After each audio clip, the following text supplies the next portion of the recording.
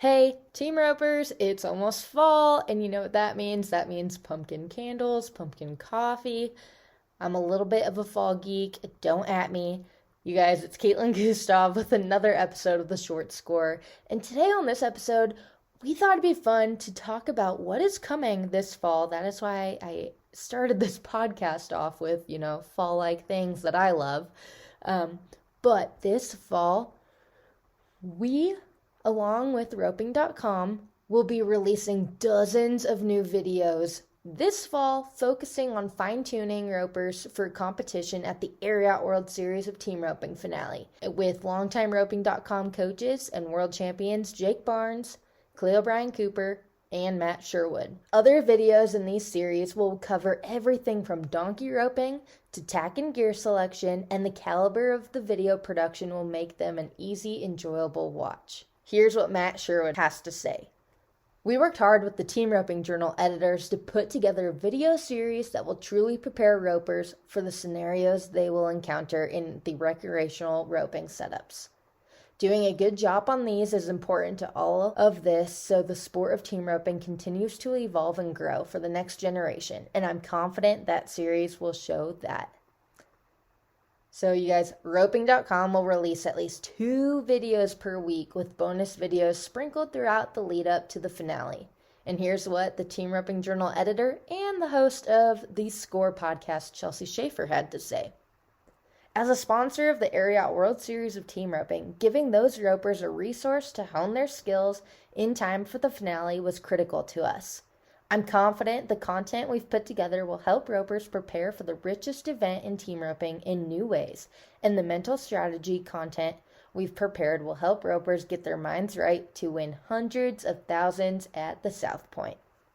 You guys, don't forget, roping.com is powered by the Team Roping Journal, and it is the official instructional video site of the Ariat World Series of Team Roping, the USTRC, and the NTR.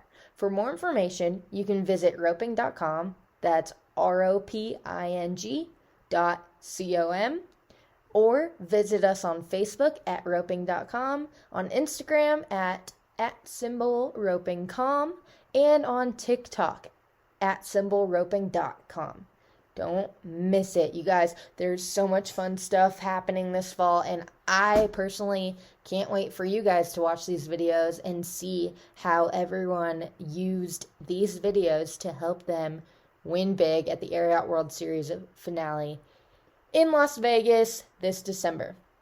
So with that being said, we're going to give you a little sneak peek into what ropers can expect if they purchase a roping.com subscription in time to get set up and get prepared for the Ariat World Series of Team Roping finale. And this little special segment is with Jake Barnes on making quality runs in the practice pen, which you can also carry over into competition.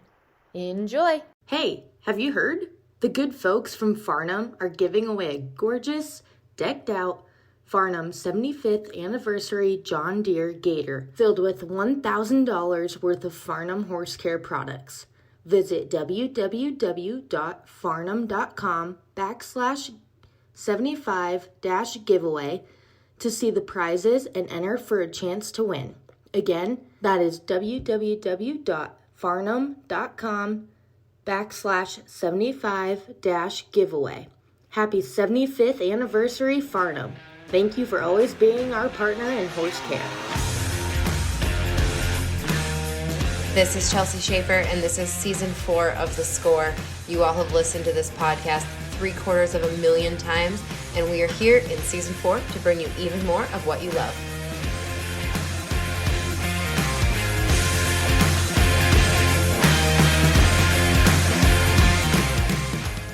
I'm Jake Barnes. Today what I'm going to talk about is good quality runs. You know, there's a difference between good quality runs and just practice runs and the type of runs that you're going to make. You know, each and every day, I rope just about every day, and I have a specific goal, whether it's roping for my horse or for myself. And today we're going to try, I'm starting off, this is a new horse. I just picked him up a couple days ago. I've rode him before, but he's not tuned exactly like I want, but he's going to work pretty close to what I need. but we're going to start off. We're going to make about 4 or 5 runs. You know, in the practice pen, I like to make about 5 runs on my horses. I'm going to let my horse tell me what I need to do. If he wants to be a little quick, I'm going to tell my partner, I'm going to rope and I'm going to hold in there a jump or so to free him up. If my horse doesn't score, I'm going to score until I feel that he's going to leave off of my hand. And you know, I think that one of the things that what happens to people when they go to practice, they just go make runs. They get off work and they run to the practice pen and they saddle their horse up and they're tired and they want to try to get as many runs in as quick as possible. You know, and that's all fun, but that's not quality runs like I'm talking about. You know, my goal is for me to score, run to my spot, make my catch, and try to handle the steer and make it as easy as possible for my partner, and then face. One of the things though, like in the practice pen, I very seldom practice facing my horse. Because number one, if Clay dallies on every steer and I face my horse, then our cattle are gonna get wore out and we're gonna have nothing. So we really try to take care of our practice cattle and take it easy on them where they last. And you know, one of the things that I feel in roping, that guys, you got to be a horse trainer. You got to be able to rope and hold your horse in there and make good, easy runs to where when you go to the rope and you can speed the process up and your horse isn't going to foul you. Places that a head horse can foul you is scoring. Next place, ducking off when you throw and mishandling the steer and then not facing. So those are the things that I work on a lot. Scoring, roping, making my horse stay free enough, and then facing. You know, and a lot of times, since we don't dally our cattle very often, I use a log a lot, a log or a tire to face my horse. And it's really, really important for my horse to face good because, you know, if your horse isn't facing very good and you lose a couple tenths, 2 or 3 tenths on each run, you know, at the end of the day, you know, it might be the difference between placing and winning first place at a roping. So I try to, you know, in my opinion, roping, there's specific basic things that you have to do. You know, number one, you got to be ready. When you ride in that box, you got to be ready.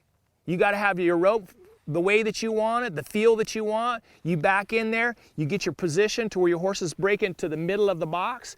When you leave the box, you see your start. When you nod, you get a start, you start swinging your rope and you have some power on your swing.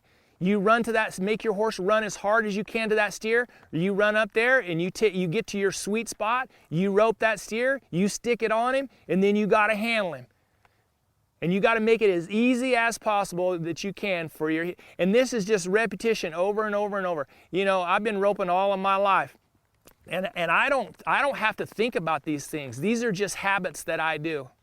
And so, you know, you can either have good habits or you can have bad habits. And so that's one of the things, you know, the purpose of doing these videos is give you guys an idea, a game plan. Each and every day, you got to go to the practice pen and you got to have a game plan on what you're going to do and be able to execute the plan. You know, and my theory in roping is that you got to catch. You know, when we go to a roping, you know, where it's a 4 steer, 5 steer, or whatever, you got to be able to put runs together. Header can't break the barrier, you can't miss, and the heeler can't rope a leg. And that's consistent. And then there's other styles of roping. You know, there's rodeo roping when you got to throw caution to win, and you got to throw right as you leave the box. You got to reach out there and stick it on him, and your handles aren't going to be as good, and it's going to make it a lot tougher for your heeler. But there's different styles of roping, so it just depends on what you're trying to do. But I'm going to say the people that are watching this video, the style of roping that Clay and I are going to rope now is just consistent. Just making consistent run. Okay, so where I'm going to start off on this horse here. One of the things I do a lot of roping schools, and I harp on people. One of the things is I see guys don't tighten their back cinches up. You know, we're not out on the ranch and riding out in the pasture. You don't need your back cinch tight, but it's really, really important to me to have my back cinched up so my saddle's not going to move around and get my horse's back sore. Okay, so we're gonna start off. I'm gonna tighten my cinch up. I want that thing snug. I want it tight. Just like I want my front cinch. I want my front cinch tight. I don't want my saddle moving around. Okay, so we're gonna, in between, I might score some. It just depends on what my horse feels like, on how this is like a tune-up session for my horse. I hope you guys enjoyed this episode. It was a little quick, a little different than what we've been doing in the past couple weeks, but we are so excited with everything that's been going on with roping.com, and we are gearing and already planning for the Ariat World Series of Team Roping Finale, as we're sure a ton of you are in the practice pen. Enjoy these tips, enjoy these awesome videos with Jake Barnes, Chloe Brian Cooper, and Matt Sherwood. Don't forget, if you haven't already, subscribe and get an all-access membership to roping.com today.